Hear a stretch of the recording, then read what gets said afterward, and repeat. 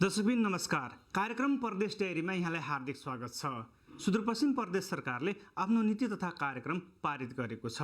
Corona virus COVID-19 को संक्रमणका कारण यस वर्षको नीति तथा कार्यक्रम स्वास्थ्य क्षेत्रलाई विशेष जोड दिएको छ भने कृषि क्षेत्रलाई दोस्रो प्राथमिकतामा राखेको छ। भारतका विभिन्न शहरहरूसँगै तेस्रो मुलुकबाट समेत नेपालीहरू घर फर्किने क्रमसँगै क्वारेन्टाइन व्यवस्थापनमा चुनौती थपिएको छ। केही जिल्लाहरूमा कोरोना अस्पताल निर्माणको काम पनि सँगसँगै चलिरहेको छ। कृषि क्षेत्रमा विशेष जोड दिँदै प्रदेश सरकारले कतै नमुना गाउँदा कतै नर्सरी निर्माणको कामलाई अगाडि बढाएको छ। आजको श्रृङ्खलामा हामी यिनै विषयमा परिचर्चा गर्नेछौँ।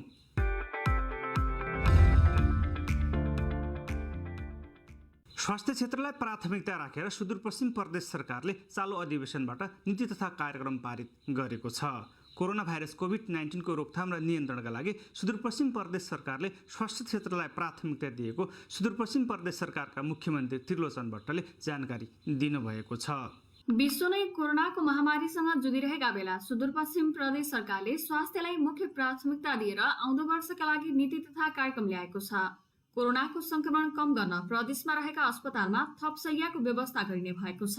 नीति तथा कार्यक्रममा धनगढी, डोटी, डडेलधुरा, कञ्चनपुरमा अस्पताल स्तरोन्नति गरिने भनिएको छ। स्थानीय तहसँग समन्वय गरी प्रदेशको आवश्यकता अनुसार अलग्गै क्वारेन्टाइनको व्यवस्था गरिनेछ। 9वटै जिल्लाका स्वास्थ्य संस्थाको स्तरोन्नति गरिने र सेती महाकाली अस्पताललाई विशिष्ट सेवा दिने अस्पतालका रूपमा विकास गरिने कुरा पनि नीति तथा कार्यक्रममा समावेश गरिएको प्रदेशका मुख्यमन्त्री त्रिलोचन भट्टले बताउनु भएको छ। धेरै कुराहरू नयाँ सामेल गरेका छौँ र ल्याएका पनि छौँ। मुख्यतः हामीले अहिले स्वास्थ्य क्षेत्रलाई हेरेका छौँ, त्यसपछि गएर कृषिलाई हेरेका छौँ र स्वास्थ्य अहिलेको आवश्यकता अनुसार स्वास्थ्यलाई हामीले अगाडि बढाउनु पर्ने, सबै जिल्लाका हस्पिटलहरूलाई सुविधा सम्पन्न हस्पिटलतिर लिएर जानुपर्ने र केही हस्पिटलहरू नयाँ निर्माण गर्नुपर्ने, खासै ट्रमा सेन्टरको कुरा छ, संक्रामक रोग हस्पिटलको कुरा छ, लगायत अन्य स्थानीय तहसँग संयुक्त रूपबाट स्थानीय तहमा हस्पिटल निर्माणका कुराहरू छन्। नीति तथा कार्यक्रममा हामीले त्यो राखेका छौँ। नीति तथा कार्यक्रममा कृषि र रोजगारीलाई दोस्रो प्राथमिकतामा राखिएको छ। मेरो विशेष योग्यता मेरै प्रदेशका लागि भन्ने अभियान ल्याएर प्रदेशका शिक्षित युवालाई प्रदेशमै रोजगारी दिने प्रदेश सरकारको योजना रहेको छ। कल कारखाना र उद्योगमा काम गर्ने श्रमिकहरूलाई उनीहरूको क्षमताका आधारमा स्वरोजगारमूलक काम गर्न प्रेरित गरिने मुख्यमन्त्री भट्टको भनाइ छ। कृषिलाई पनि प्रायोरिटी दिएका छौँ। कृषिलाई हामीले रोजगारी सृजना गर्नको लागि कृषिलाई प्रायोरिटी दिएका छौँ। खासरी अहिले जुन प्रकारको यो कोरोना महामारीको कारणले जसरी हाम्रा दाजुभाइहरू विदेशबाट आफ्नो देशमा आएका छन् र अब यो देशमा आफ्नै देशमा खासरी सुदूरपश्चिम प्रदेशमा नै रोजगारी सृजना गर्नुपर्छ भन्ने लक्ष्य सहित हामीले कार्यक्रम अगाडि सारेका छौँ। अब त्यही अनुसार हामीले बजेट बनाएका छौँ र अब हामीसँग बजेट त्यति धेरै त छैन, तैपनि हामीले कृषिलाई खासरी कृषिलाई 2-3 सेक्टरमा लगेर जाने सोचेका छौँ। एउटा त कृषिलाई रोजगारीसँग जोड्ने कुरा र यो सँगसँगै कृषिको उत्पादन बढाउने कुरा र हामीले कृषिमा काम गर्न चाहने व्यक्तिहरूलाई ऋण दिएर पनि अगाडि बढाउने कुरा पनि छ र यो सँगसँगै पर्यटनका कुराहरू छन्। जडीबुटी सङ्घीय सरकारको जडीबुटी कम्पनीसँग पनि हाम्रो प्रारम्भिक सम्झौता भइसकेको कारणले जडीबुटी कम्पनी खोल्नको लागि त्यो दर्ता प्रक्रियामा अगाडि लगेर जाने भनेका छौँ। प्रदेशका अधिकांश भूभागमा खेती गर्ने किसानहरूलाई सिँचाइको सुविधा नभएको भन्दै किसानहरूलाई वर्षैभरि सिँचाइ सुविधा पुर्याउन प्रदेश सरकारले सिँचाइ प्रणालीको विकास गरिने जनाएको छ। कैलाली कञ्चनपुरको चुरे क्षेत्रमा खानेपानी आपूर्ति गरिने कुरा पनि नीति तथा कार्यक्रममा समावेश गरिएको छ। प्रदेशका गाउँ उज्यालो बनाऊ भन्ने नाराका साथ वैकल्पिक ऊर्जाको सम्भाव्यता अध्ययन पनि कार्यान्वयन गरिनेछ। तर हामीले त्यसलाई त्यो अनुसार हल पनि गरिरहेका छौँ। बिउको समस्या भन्दा पनि रासायनिक मलको अलि समस्या हुन्छ र यसलाई यो फेरि केन्द्र सरकारले नै सप्लाई गर्ने अथवा खरिद गर्ने भएको हुनाले केन्द्र सरकारसँग हामीले पटक पटक यो विषयमा कुरा गरिरहेका छौँ र अझ पनि गर्ने कुराहरू रहन्छ। र हामीले के पनि भनेका थियौँ भने केन्द्र सरकारले खरिद गरेको मललाई यदि केन्द्र सरकारले समयमा यहाँ सप्लाई गर्न सक्दैन भने त्यो प्रदेशले पनि गर्न सक्छ भनेर पनि हामीले कुरा चलाइरहेका छौँ। फेरि एउटा कुरा के छ भने हाम्रो सुदूरपश्चिममा अब खेतीपातीको काम सुरु भइसक्यो, रोपाइको काम सुरु हुन तयारी भइसक्यो। त्यसकारणले पनि नेपालको अरू भाग जस्तै यहाँ पनि सप्लाई अलि ढिला गर्ने, अलि सुस्ती गर्ने कामहरू जो हुन्छ त्यसलाई रोक्यो भने, समयमा सप्लाई गर्न सक्यो, समयमा ल्याउन सकियो भने यो समस्या पनि जनताको समस्या हल हुन सक्छ र यसलाई हल गरेर जानुपर्छ। प्रदेश सरकारले आउँदो वर्ष बहुवर्षीय सडक निर्माण र 9 जिल्लामा गौरवका सडकको निर्माण पनि गर्ने भएको छ। भौतिक पूर्वाधारका कामहरू, खास गरी हाम्रा बहुवर्षीय सडकका कुराहरू छन्। खास गरेर हाम्रो 9 जिल्लामा गौरवका सडकका कुराहरू छन्। अन्य भौतिक संरचनाको निर्माणका कुराहरू छन्। खास अब नयाँ सडक काट्ने मात्र होइन कि काटेका सडकहरूलाई पिच गर्नेतिर हामी जोड गरिरहेका छौँ र यो सँगसँगै सामाजिक सुरक्षाका कुराहरू छन्। धेरै कुराहरू नयाँ हामीले सामेल गरेका छौँ र त्यही अनुसार हामी अगाडि बढिरहेका छौँ। विगतका वर्षमा नीति तथा कार्यक्रम कार्यान्वयनका सवालमा प्रदेश सरकारसँग धेरै प्रश्नहरू उठ्ने गरेका थिए। आउँदो वर्ष आर्थिक वर्षको सुरुवातबाटै कार्यक्रम कार्यान्वयन गरिनेमा मुख्यमन्त्री भट्टको जोड रहेको छ। यसमा के हुन्छ भने कैयौँ कार्यक्रमहरू निरन्तरतामा नै अगाडि बढ्छन्। जस्तै हामीले बहुवर्षीय ठेक्का लगायौँ भने सडकहरू निरन्तरतामा जान्छन्। सामाजिक रूपबाट गर्ने कामहरू जस्तै विपन्नहरूलाई, महिला, जाति जनजाति, घाइते अपाङ्गहरूलाई कार्यक्रमहरू हुन्छन्, त्यो निरन्तरतामा नै जान्छ। र यो सँगसँगै हाम्रा कृषिका कार्यक्रम, जस्तै गत वर्ष पनि हामी एकीकृत कृषि कार्यक्रम थियो जो त्यसलाई हामीले निरन्तरतामा दिएका छौँ। पर्यटन कोरिडोरको कुराहरू निरन्तरतामा दिएका छौँ। कैयौँ चिजहरू बहुवर्षीय रूपबाट जाने भएको हुनाले निरन्तरता नै अगाडि बढ्छ र यो सँगसँगै फेरि यो नयाँ कार्यक्रम पनि जोडिन्छन्। त्यसकारणले प्रतिपक्षले भन्ने कुरा त प्रतिपक्षको आफ्नो एउटा धर्म हो, त्यो आधारमा भन्ने कुरा रहन्छ र जहाँसम्म कार्यान्वयनको कुरा छ यसमा केही समस्याहरू छन्। हामीले पटक पटक भन्दै आएका छौँ र यो कार्यान्वयनको प्रक्रियालाई कसरी सुधारतिर लगेर जाने र यसमा हामीले अहिले एउटा नयाँ के सोचिरहेका छौँ भने आवश्यक परेका ठाउँहरूमा, आवश्यक परेका जिल्लाहरूमा प्रदेशका कार्यालय स्थापना गरेर भए पनि अब कार्यान्वयन गर्नुपर्छ र लोकसेवा गठन गरेर कर्मचारीहरूको व्यवस्थापन गर्नुपर्छ भनेर पनि हामीले सारेका छौँ। त्यसकारणले आगामी दिनमा कार्यान्वयनको कुरालाई हामीले सहज बनाएर जाने र पहिलो चौमासीमा गर्नुपर्ने कामहरू अनिवार्य गर्नै पर्ने, यदि पहिलो चौमासीमा गर्नुपर्ने काम गरेन भने स्वतः नै बजेट कटअप हुने तरिकाले पनि हामीले अगाडि बढ्नुपर्छ भन्ने छलफल गरिरहेका छौँ। त्यो अनुसार हामीले बजेटमा पनि अगाडि सार्छौँ। प्रदेश सरकारले आउँदो वर्षको नीति तथा कार्यक्रममा केही नयाँ कार्यक्रम ल्याएको छ भने विगतका राम्रा र महत्त्वपूर्ण कार्यक्रमहरूलाई पनि निरन्तरता दिएको छ। प्रदेश सरकारले ल्याएको नीति तथा कार्यक्रम शुक्रबार पारित पनि भइसकेको छ। मुख्यमन्त्री भट्टले प्रदेशको नीति तथा कार्यक्रम जनताको माग र समय अनुसार आएको भन्दै सबैले यसमा साथ दिनुपर्ने बताउनु भएको छ। निर्मला खरायत, नेपाल टेलिभिजन, सुदूरपश्चिम प्रदेश, कैलाली। भारतका विभिन्न सहरहरूसँगै तेस्रो मुलुकबाट समेत नागरिकहरू स्वदेश फर्किने क्रम जारी छ। ठूलो संख्यामा नागरिकहरू स्वदेश फर्किएपछि क्वारेन्टाइन व्यवस्थापनमा भने थप चुनौती थपिएको छ। कैलाली, कञ्चनपुर लगायतका सुदूरपश्चिमका सबै नाकाहरूबाट नेपाली नागरिकहरू भित्रिरहेको अवस्थासँगै तेस्रो मुलुकबाट समेत नागरिकहरूको आगमन सुरु भएपछि सुदूरपश्चिम प्रदेशका सबै पालिकाहरू क्वारेन्टाइन निर्माणमा जुटेका छन्। पालिका स्तरमा निर्माण भएका क्वारेन्टाइनहरूले अपुग्ने भएपछि वडा स्तरमा क्वारेन्टाइन निर्माण गरेर बाह्य देशबाट आएका नागरिकहरूलाई राखिने गरेको छ। भीमदत्त नगरपालिकाले पालिकाभरिका 19वटै वार्डहरूमा क्वारेन्टाइन निर्माण गरेको छ। भोलि उहाँहरूलाई उत्पादनमा लाउनु पर्दछ, उहाँहरूलाई कुनै श्रममा लाउनुपर्छ र त्यसबाट हामी दीर्घकालीन आउने सङ्कटलाई समाधान गर्न सक्छौँ। किनभने भोलि खाद्यान्नकै सङ्कट आउन सक्छ कृषि उत्पादन गर्न सकेनौँ भने। त्यस कारण बेरोजगारी राख्ने अवस्था हुन सक्दैन। त्यसका लागि विवरण भर्नका निम्ति मैले कार्यालयलाई भनेको छु, उहाँहरू त्यसमा जानुहुन्छ र सम्भवतः मलाई कार्यालयका साथीहरूले भोलिदेखि स्वास्थ्य परीक्षणमा पनि जानुहोस् भनेको छन्। भोलिदेखि हामी जान्छौँ भनेका छौँ। प्रत्येक नागरिक साथीहरूको जति पनि क्वारेन्टाइनमा या सुरक्षित आवास क्षेत्रमा रहनुभएको छ उहाँको स्वास्थ्य चेक जाँच गर्नका निम्ति पठाउँछौँ र जहाँसम्म स्वास्थ्य परीक्षणको गर्ने या प्रयोगशालाबाट या ऱ्यापिड टेस्ट गर्ने भनेको जो सन्दर्भ छ, हामी चिकित्सकहरूको सुझाव सल्लाह अनुसार नै हामीले यो कुराहरूलाई अगाडि बढाउँछौँ। बेलडाँडी गाउँपालिकाले वडामा रहेका स्कुलहरूमा क्वारेन्टाइन निर्माण गरेर आवश्यक सामग्रीहरूको जेहो गरिरहेको छ। जति सक्यो हाम्रो बेलजनी गाउँपालिकाले आफ्नो विवेक अथवा यहाँको क्षमताले भ्याएसम्मको लागि क्वारेन्टाइनमा चाहिँ जति सक्दो सहयोग र त्यो कामलाई चाहिँ मतलब अगाडि बढाउने र चाहिँ मतलब यो अवस्थालाई सदुपयोग कसरी गर्ने भन्ने कुरामा पनि बेलजनी गाउँपालिका एकदमै चिन्तित छ। बेलौरी नगरपालिकाले नगरपालिकाको नयाँ भवनमा क्वारेन्टाइनसँगै आइसोलेसनको समेत निर्माण गरेको छ। सम्बन्धित सिमानासम्म उहाँहरूको आदित्य चेक भइसकेपछि हामी लिएर आउने गरेको छौँ र क्वारेन्टाइनमा राखेको छौँ र यसको सम्पूर्ण व्यवस्थापन नगरपालिकाले गरेको छ र यसको व्यवस्थापन गर्ने कुराहरूमा केही जटिलताहरू पनि छ।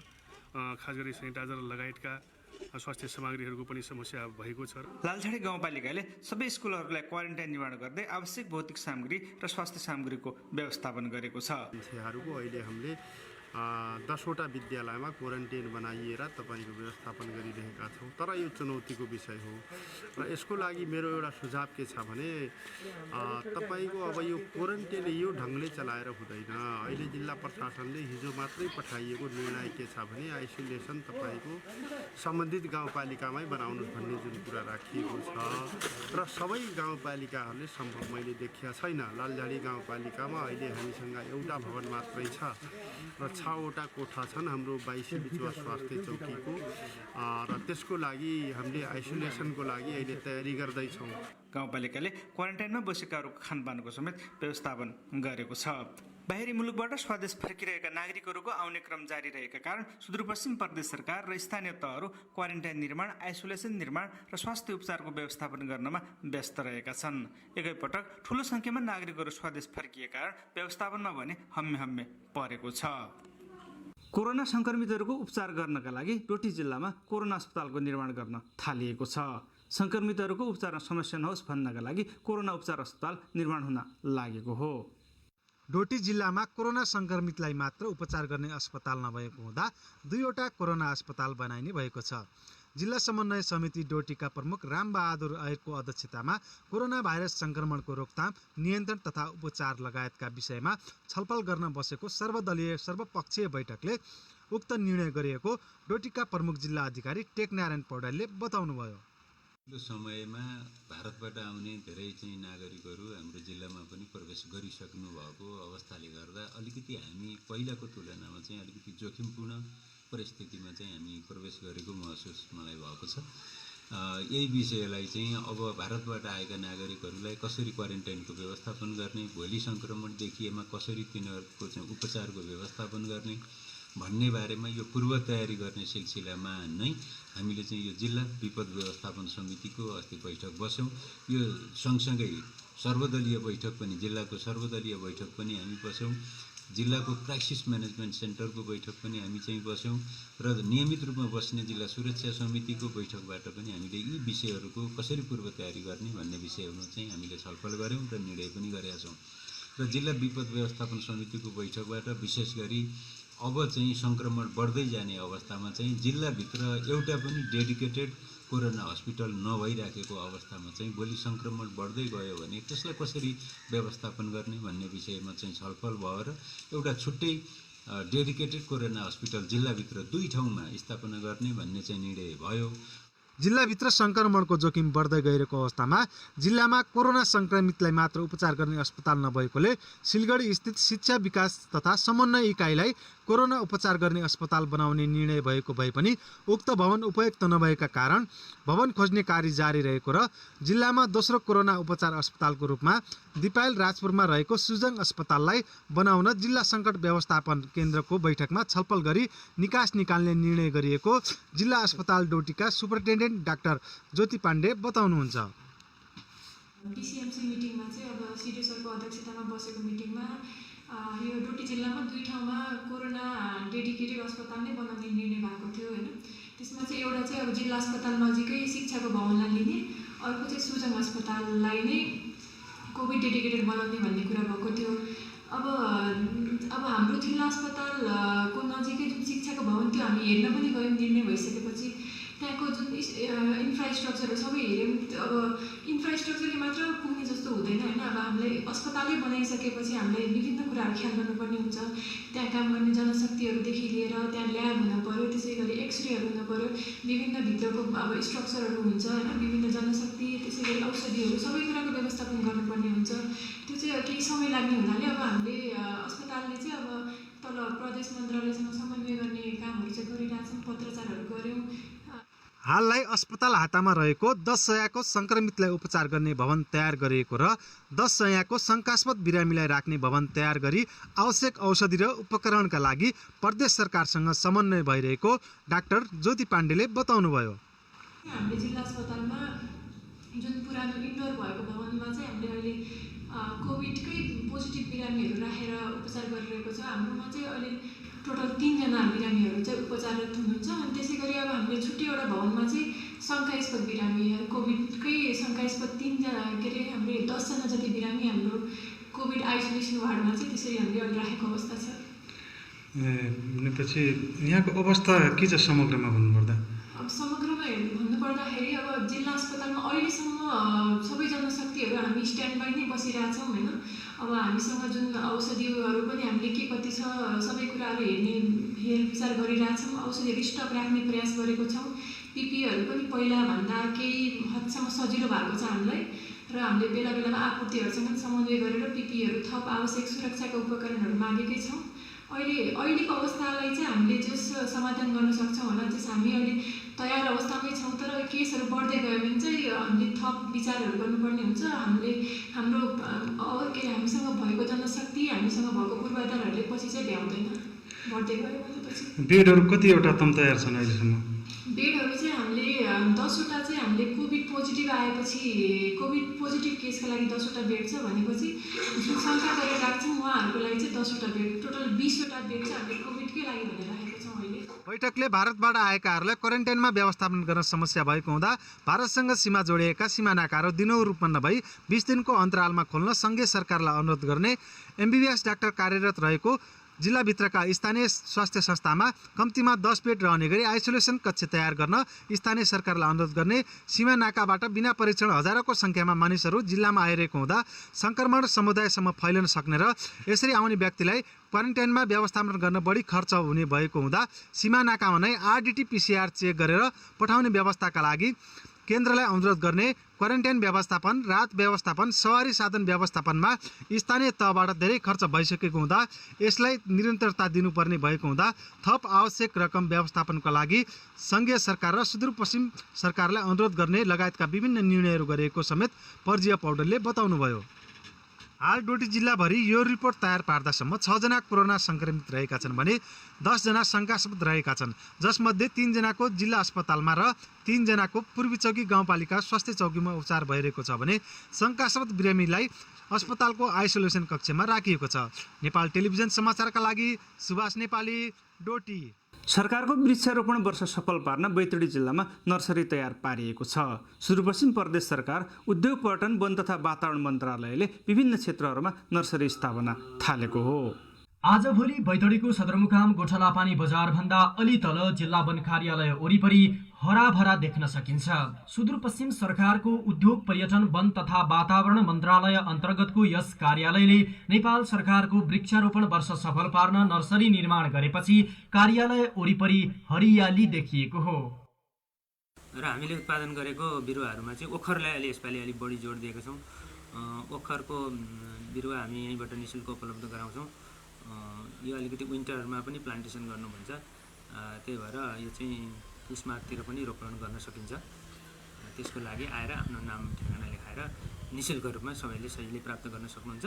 यसले गर्दा नेपाल सरकारको वृक्षारोपण वर्षलाई पनि सफल बनाउन मद्दत पुग्छ भन्ने हामीले आशा गर्छौँ। डिभिजन वनले हाल जिल्लाका 4 ठाउँमा यस्तै नर्सरी निर्माण गरेको छ।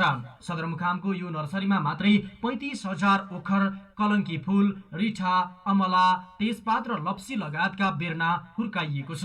यसअघि खाली रुख मात्र रोप्ने यहाँका स्थानीयहरूले जङ्गली फलफूल रोपेर आय आर्जन गरून् भन्ने उद्देश्यले विभिन्न ठाउँमा नर्सरी निर्माण गरेको डिभिजन वन कार्यालयका प्रमुख केशव पराजुलीको भनाइ छ।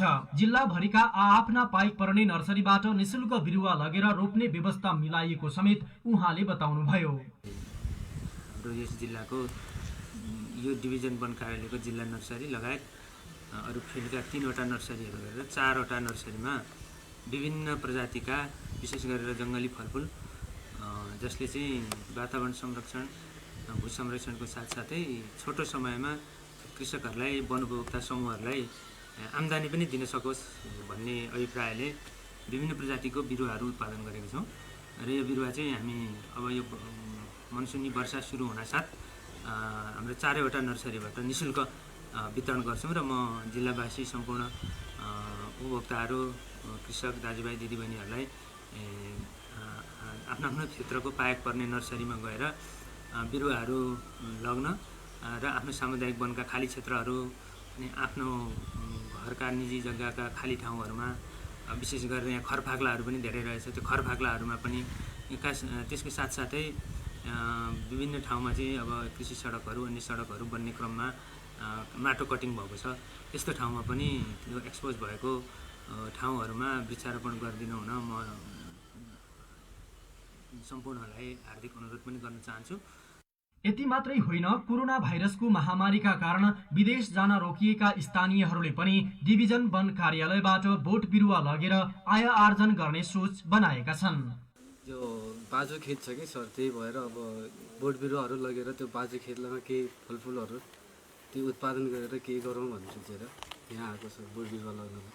हजुर, लकडाउनले फसिया छ, विदेश जानको लागि त्यस्तै छैन, लकडाउन छ, यहीँ घरमै बोट बिरुवा रोप्ने प्लानिङ छ कि सरकारले अझ फेरि हामीलाई राम्रो गरोस्। केही अहिले यहाँ आउनुको उद्देश्य भने यहाँ आउने त्यही हो कि बोट बिरुवा मिल्यो भने घरमा गएर त्यसरी व्यापार गरौँ जस्तो कि। हाल जिल्ला सदरमुकाम बाहेक गोकुलेश्वर, हाट, सिगास लगायतका ठाउँमा नर्सरी निर्माण गरिएको छ। नयाँ खनिएका सडकको किनारा र सडकको माटो गएर पुरिएका ठाउँमा पनि स्थानीय तहसँग समन्वय गरेर रुख रोप्ने अभियानबारे योजना बनाइने डिभिजन प्रमुख पराजुलीले बताउनुभयो। यो पछाडि देखिरहेको छकमक्क नर्सरी जिल्ला वन कार्यालय बैतडीको हो र जिल्ला वन कार्यालय बैतडीले यो सिजनका लागि नर्सरी तयार गरेको छ र किसानहरूलाई यो बिरुवा वितरणका लागि आह्वान पनि गरेको छ। नरी बडु, नेपाल टेलिभिजन, सुदूरपश्चिम प्रदेश, बैतडी। मुख्यमन्त्री एकीकृत कृषि तथा पशुपन्छी विकास कार्यक्रम अन्तर्गत डडेलधुरा जिल्लामा तरकारी नमुना गाउँ बनाउन सुरु गरिएको छ। सुदूरपश्चिम प्रदेश सरकारको भूमि व्यवस्था कृषि तथा सहकारी मन्त्रालयले विभिन्न पालिकाहरूमा नमुना गाउँ निर्माण अभियान थालेको छ। डडेलधुरामा मुख्यमन्त्री एकीकृत कृषि तथा पशुपन्छी विकास कार्यक्रम अन्तर्गत तरकारी नमुना गाउँ बनाउनका लागि कार्य सुरु भएको छ। भूमि व्यवस्था कृषि तथा सहकारी मन्त्रालय सुदूरपश्चिम प्रदेश सरकारद्वारा सञ्चालित यस कार्यक्रम अन्तर्गत अमरगढी नगरपालिकाको वडा नम्बर 1 को दुधकाँडे, भागेश्वर गाउँपालिकाको वडा नम्बर 4 को बगरकोट, गन्याधुरा गाउँपालिकाको वडा नम्बर 3 को डिलगर्खा गाउँलाई मुख्यमन्त्री तरकारी नमुना गाउँ बनाइन थालिएको छ भने आलिताल गाउँपालिकाको वडा नम्बर 8 को डोला गाउँलाई मसला नमुना गाउँ बनाइन थालिएको हो। 3 वर्षसम्म कार्यान्वयन हुने यस कार्यक्रममा सञ्चालक समूह गठन भइसकेको छ भने भौतिक पूर्वाधार निर्माणदेखि कृषि यन्त्र वितरण गर्ने काम भइरहेको छ। एकीकृत रूपमा 200 रोप्ने जमिन भएको क्षेत्रमा गरिने कृषिका लागि एक समूहमा 100 घर परिवार अनिवार्य रूपमा सहभागी हुनुपर्ने हुन्छ। समूहमा आबद्ध किसानको मागको आधारमा कार्यान्वयन हुने यस कार्यक्रम अन्तर्गत सिँचाइ योजना निर्माण, कृषि यन्त्र खरिद, प्लास्टिक घर निर्माणदेखि बिउ बिजनमा अनुदान सहयोग दिइने कृषि ज्ञान केन्द्र डडेलधुराका वरिष्ठ कृषि विकास अधिकृत दिलबहादुर विष्टले बताउनुभयो।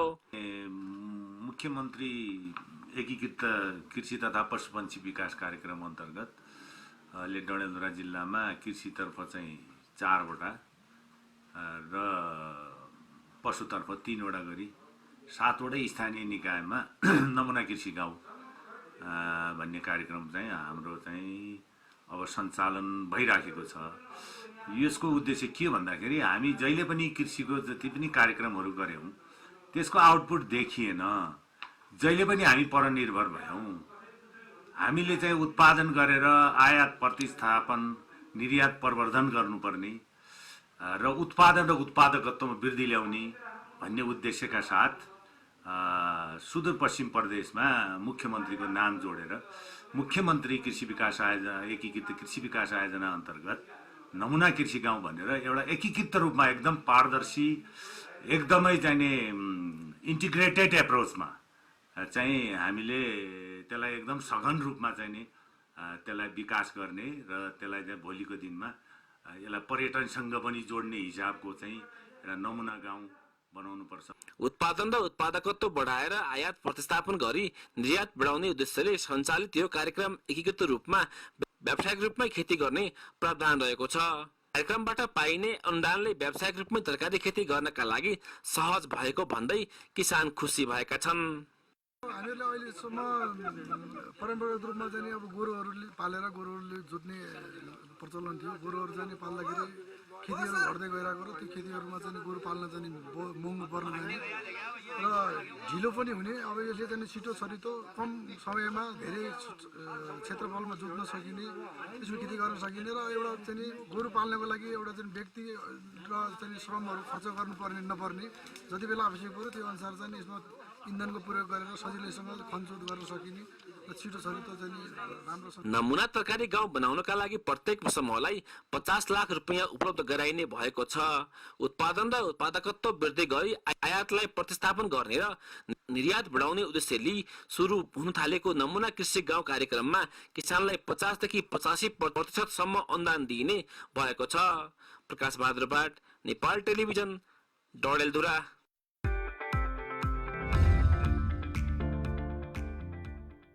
दर्शकबिन, आजको श्रृङ्खलामा हामीले सुदूरपश्चिम प्रदेश सरकारको नीति कार्यक्रमदेखि क्वारेन्टाइनको अवस्था र पछिल्लो समयमा प्रदेश सरकारले कृषि क्षेत्रमा गरिरहेको गतिविधिका बारेमा चर्चा गर्यौं। आगामी हप्ता नयाँ विषयवस्तुसहित प्रस्तुत हुने आशा गर्दै आजको कार्यक्रमबाट भने हामी सबैलाई बिदा दिनुहोस्। नमस्कार।